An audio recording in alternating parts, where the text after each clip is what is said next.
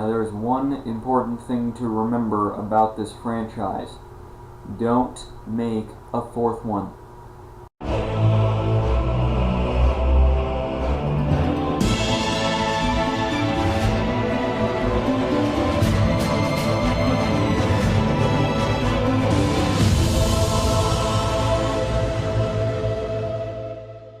Hello ladies and gentlemen, welcome to the Morning After Review show. And you saw what I said at the beginning of my video last time about my laptop being out of commission. That's all done, and we right now are reviewing Insidious Chapter 3. It's the third film in the Insidious horror movie trilogy. Now, brief synopsis of the film. Insidious Chapter 3 is actually, it's a prequel to the other Insidious movies, so it takes place before the events of those hauntings from that family that Rose Byrne was in. I did like this movie. Basically, there's this demon that's, this girl, the leading girl is trying to, contact her mother because she misses her. She didn't really get to say goodbye, so she wanted to contact her mother, and you call out to one of the dead, all of them can hear you. It's that sort of thing. So Chapter 3 really builds on the lore that the Insidious trilogy has in and of itself. And something, attaches itself to her and starts haunting the family and whatnot, and she goes to Lin Shaye to get help with contacting her mother, so Lin Shaye becomes involved in this. It's not the best horror movie you're going to see. It's not going to be the one to win you over to horror movies or the Insidious movies, but it is still a pretty cool movie to watch. It's still, there are some legitimate scares in here. There's psychological moments and there's jump scares, but the jump scares aren't cheaply done. The psychological moments are really tense.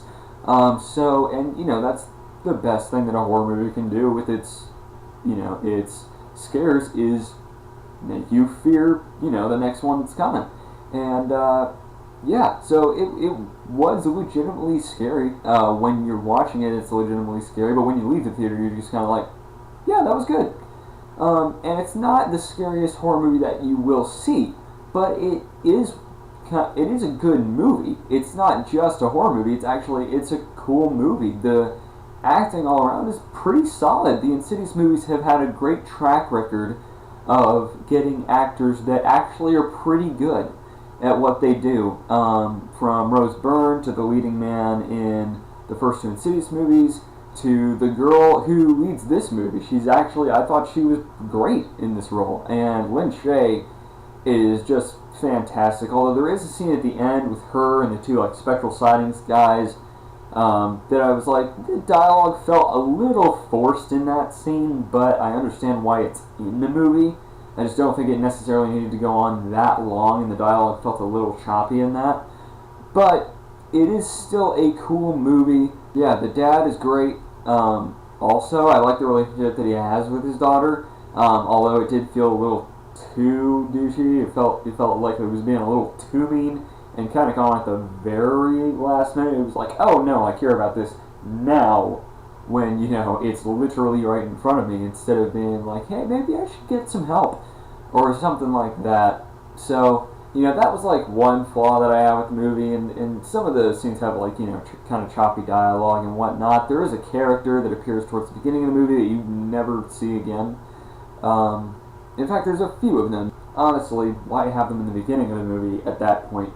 But still, if you look at Rotten Tomatoes, it has this movie at 60%, right? I think that's just about right. It's kind of a 60% movie, and even though Far From the Madding Crowd and Insidious Chapter 3 are two very different movies, I'm going to give this one the same score I gave that one, and I'm going to say this is a 7.2 out of 10.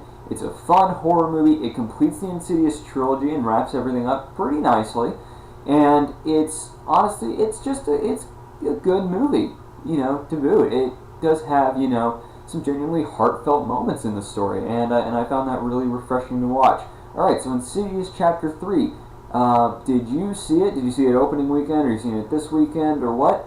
Let me know what you thought of it in the comments section below. Subscribe to the Morning After Review show for more reviews like this, and I will see you next time.